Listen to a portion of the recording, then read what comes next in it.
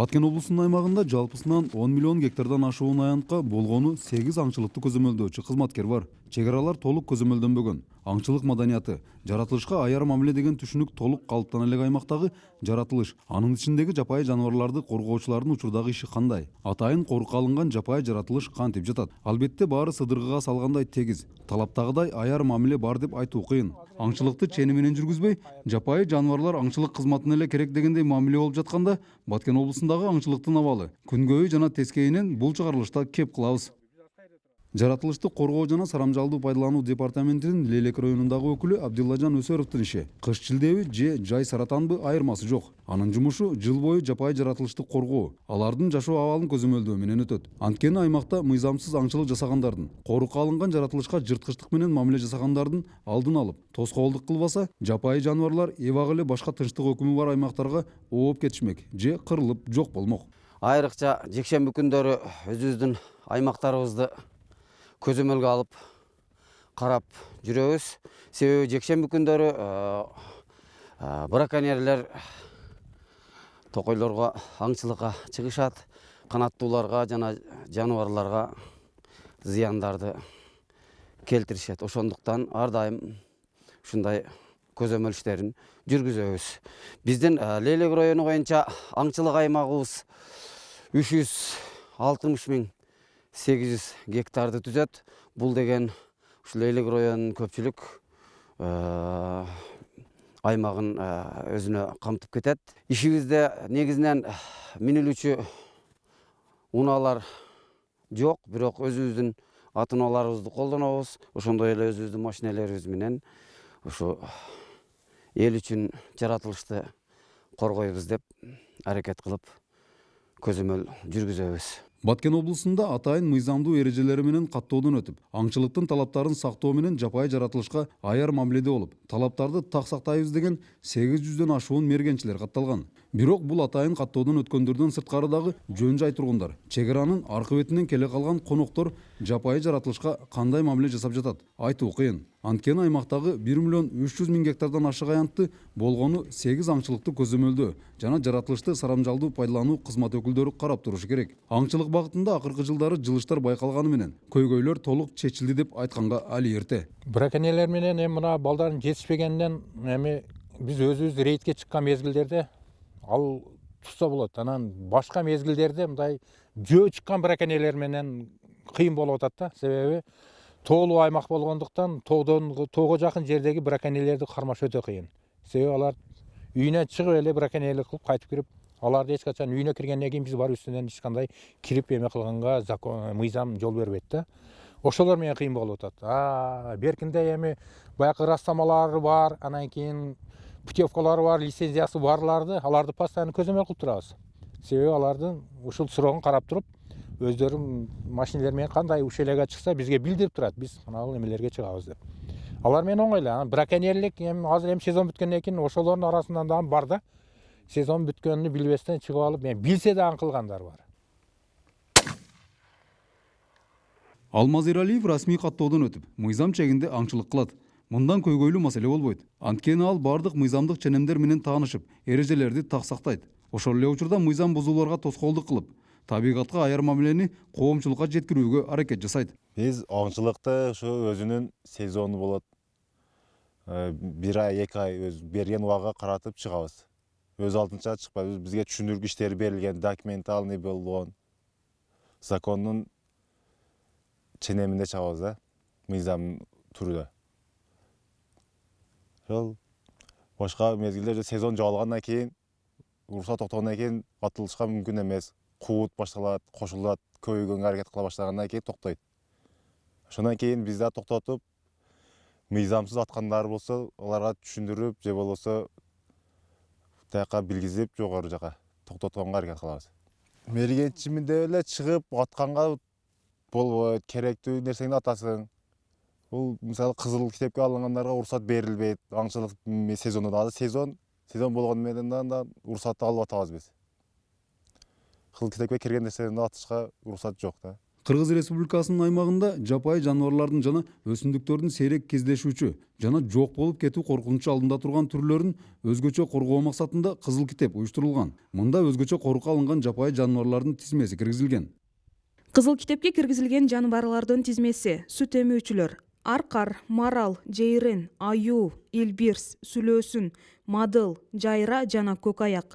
Кызыл китепке киргизилген куш канаттуулар: бүркүт, ителги, ылаачын, шумкар, шахин, күйкө, ак төшкөгүчкөн, каракур, тартар тоок, орок тумшук, чулдук, ак баштуу өрдөк жана ак өрдөк.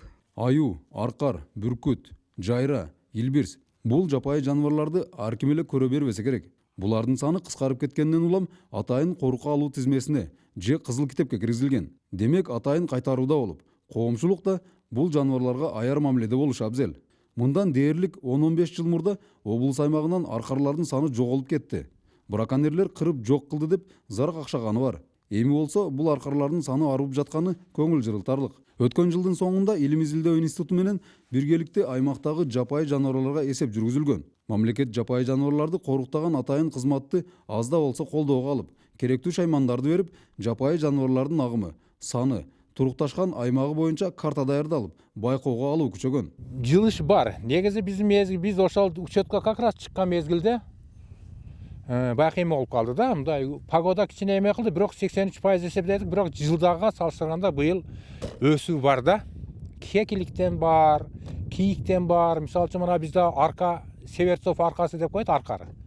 Ушул аркарлардан негизинен Лелек районунун арка зонасынан өсүүнү өтө көрдүк, көп көрдүк. Көзүбүз менен көргөнүбүз бир 30 чакты болду. Анан изинен барып эме кылганыбызда кыйлак эле өсүп калыптыр. Эми Кудайга шүгүр дейбиз, мына элдер, мына кызмат, мына бизге мына укук коргоо органдары, чек ара кызматкерлери көп жардам берип атат. Себеби ал Тажикстан менен мындай чек аралаш да. Кыргызстан бир топ эле эл аралык макулдашуулар менен милдеттенмелерди алып, жапайы жаратылышты коргоо багытында акыркы жылдары ишти кыйла жанданткан. Анын алкагында аңчылыкты көзөмөлдөө кызматкерлерине жаңы заманбап шаймандарды берип, казынадан берилчү каражатты да арбытууга аракети бар. Албетте бул багытта маселелерди толук чечпесе да, ишти жеңилдетүүгө аракет күч. Куралдар, GPS багыттагыч дүрбү берилген, бирок унаа жок. Анан да негизгиси атайын корукка алынган. Же башкача айтканда кызыл китепке киргизилген жапайы жаныбарларды сактоо, коруктоо боюнча коомчулукта түшүндүрүү чаралары атайын программа менен иштелип чыкпастан, аны түшүндүрүү да аңчылык көзөмөлдөө кызматкерлерине жүктөлгөндөй. Браконьерлер менен күрөшүүдө бизге моундай техникалар берилген. Колдон келишинче мындай дүргү, монда GPS деп коет, бул бар мындай оружиялар берилген, кызмат куралдары. Ушулар менен колдон келишинче мындай погодаларда да чыгып, мындай карда охотниктер кекилик атууга көрөк жүгүрүшөт да. Биз коомчулукка дагы мындай браконьерлер менен эле түшүндүрүү иштерин жүргүзсөң, коомчулукта дагы баягындай түшүндүрүү иштерин алып барып, ушу браконьерликке каршы күрөшүүдү жөнгө салууда. Мамлекеттик эмес уюм менен биргеликте иш алып бардык. Бизде Астана шаарында Гагарин орто мектеби деп коет. Ошол мектеп окуучулар, ошондой эле мугалимдер мектептерден көп чогулушкан экен. Актовый залында өткөрдүк. Түшүнүктөрдү өтө жакшы алышты. Дагы ушундай эмелерди, иш чараларды уюштурсаңыздар деп бизден өтө катуу суранышып калышты. Өзгөчө корукка алынган жаныбарларга мыйзамсыз аңчылык жүргүзгөндөр үчүн айып акчанын көлөмү: бир баш кажыр үчүн жазана акча 25 000 сом, бир баш ителги, ылаачын үчүн 80 000 сом, бир баш шумкарга 100 000 сом, бир баш сазан жана маринка балыгы үчүн 505 сом, бир баш тоо эчкиси үчүн 55 000 сом, бир баш аркар кулжа, бугу, аюуга 400 000 сом, бир баш ак илбирси үчүн 500 000 сом. Баткен облусу бир эле учурда эки өлкө менен бирдей чектешип, чек араларынын 60%га жакыны али такталып бүтө элек. Ошол эле учурда толук көзөмөлгө алынбаган бөлүктөр мыйзамсыз аңчылыкты көзөмөлдөөдө чек аранын аркы тарабынан келе калган браконьерлер жумушта негизги көйгөй жаратат экен. Чек аралаш аймактардагы жаныбарларды көзөмөлдөө бир топко кыйын болуп атат.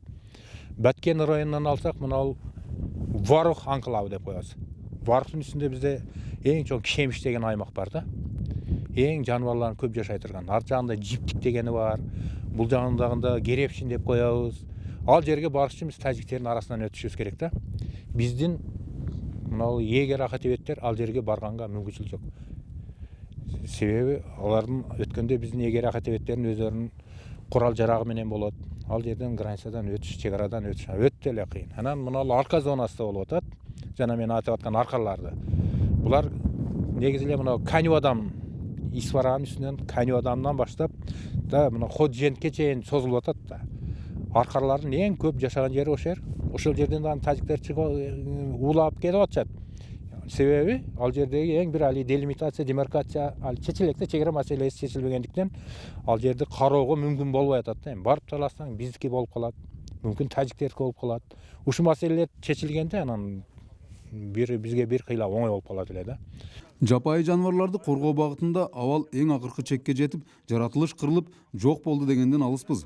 Бирок коомчулук жапайы жаратылышты коргоо атайын милдет жүктөлгөн кызматтардын иши деп кайдыгер болбостон ар тараптан колдоого алса жакшы. Анткени акыркы жылдары аймакта жок делген аюу менен аркарлардын тобу пайда болуп, абал акырындап жапайы жаратылыш үчүн жагымдуу боло баштаптыр. Аркар северсова деген жаныбарыбыз бар. Бул көпчүлүк мезгилде Кыргызстанда муну жокко чыгарып эле жүрүшкөн эле. Биздин аркарлар Кудайга шүгүр көбөйүп калды. Жакында күзүндө Академия науктан адамдар келишти, атайын экспедиция. Ошолор менен барып биз 15 башын аныктап, алардын көзүнө көрсөтүп, тасмаларга тартып кетишти. Ошондой эле бир чоң кочкордун башын таптык дагы ошол кишилерге берип бирдик. Бул ошол мурдараак 70-жылдардан кийин арка зонасында 10 000 гектар заказник болуп бөлүнгөн, жана мен айткан гектардын ичинде. Ошол ишке ашпай туруп калган. Ушул биздин аркарларды көбөйтүрүш үчүн ошо заказникти күч алдырышыбыз керек. Акыркы жылдарда ошо биздин көзөмөлүбүздүн күч алгандыгына байланыштуу көбөйүп калды.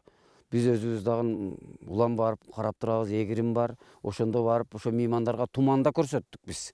Экспедициянын адамдарын өзүбүз дагы ушунчалык курсан болуп кеттик. Ошо жаныбарлар үчүн биздин ишканадан 350 килограмм туз бөлүнүп берилип, ошолорго ордуна койгонбуз. Жапайы жаныбарларды же табигатты өз милдетим деп коргоп жаткандардын ишин азбы көппү алкоого алып эле койбостон, кол кабыш кылуучулар коомчулук экени талашсыз. Ал үчүн ар бирибиз четте турбай, мыйзамсыз аракетти гана тоспостон, алдын ала коомчулукка табият менен таттуу мамилени калыптандырыш зарыл.